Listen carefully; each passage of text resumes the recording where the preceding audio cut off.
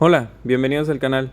Mi nombre es Alejandro Santana y el día de hoy vamos a resolver el ejercicio 4.16 del libro de Tippens, Física, Conceptos y Aplicaciones.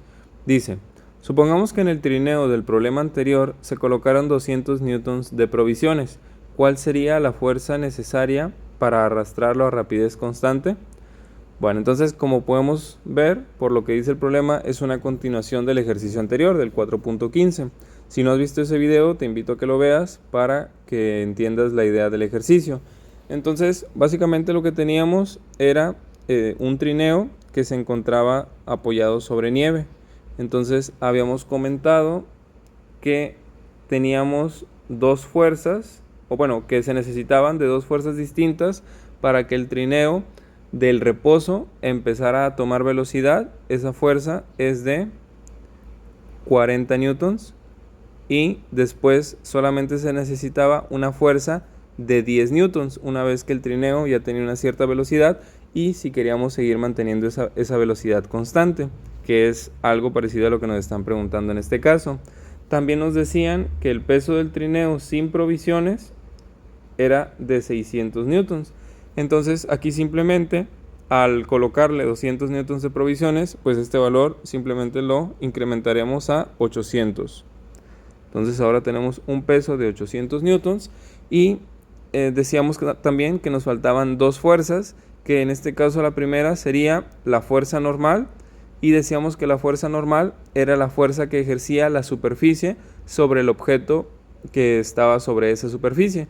Y habíamos dicho también que la fuerza normal tenía una relación con el peso siempre y cuando no hubiera otras dos fuerzas que estuvieran interactuando en el eje Y. Por ejemplo, aquí tenemos esta fuerza, pero como esta fuerza es completamente horizontal, no está interactuando en el eje Y, sino solamente se aplica en el eje X, entonces podíamos decir que la normal y el peso iban a ser iguales. Entonces aquí tenemos también que la normal, es decir, la fuerza que ejerce la nieve sobre el trineo, es de 800 newtons. Y finalmente tenemos la fuerza de fricción, que es el tema principal de este ejercicio, la fuerza de fricción. Y vemos aquí también que esta fuerza es también completamente horizontal, se debe de suponer de esa manera, completamente horizontal, por lo tanto no afecta lo que habíamos comentado anteriormente, que el peso y la normal van a ser iguales. Y habíamos dicho que para encontrar la fuerza de fricción, la relación era mu K por N o mu S por N.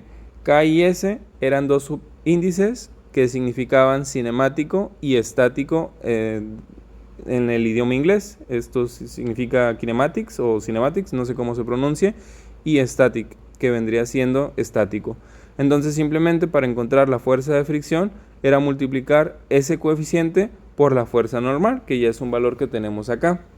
Entonces en el ejercicio anterior precisamente lo que nos pedían era encontrar estos dos coeficientes. El coeficiente de fricción estático, si mal no recuerdo, era de 0.067 y habíamos comentado también que los coeficientes de fricción eran cantidades adimensionales, es decir, no tenían unidades.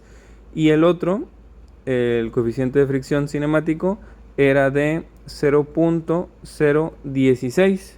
Esos eran los dos valores de los coeficientes, pero como en este caso nos están preguntando por cuál sería la fuerza necesaria para arrastrarlo a rapidez constante, el que nos va a servir va a ser el cinemático.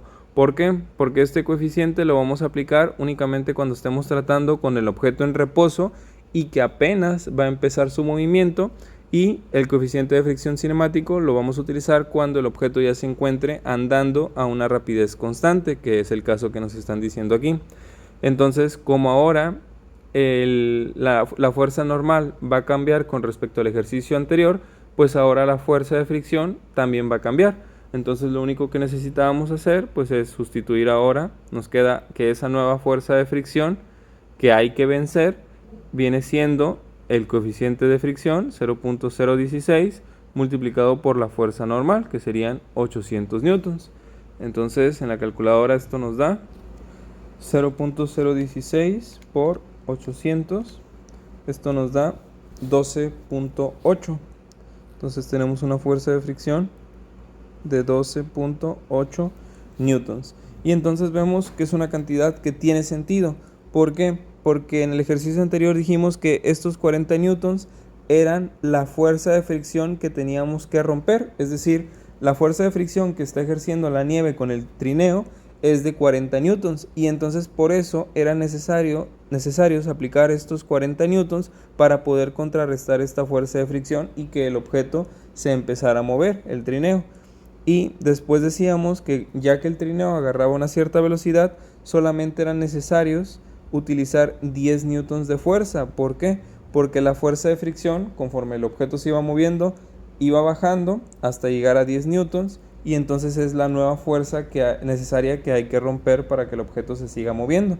Entonces esa fuerza de fricción era de 10 newtons cuando el objeto ya se encontraba en movimiento.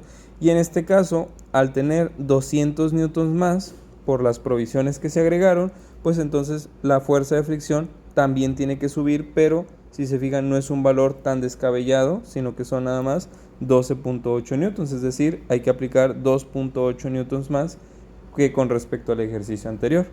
Y bueno, con esto tendríamos el ejercicio 4.16. Si te ha sido útil, te invito a que te suscribas para que no te pierdas el contenido de esta serie y muchas otras.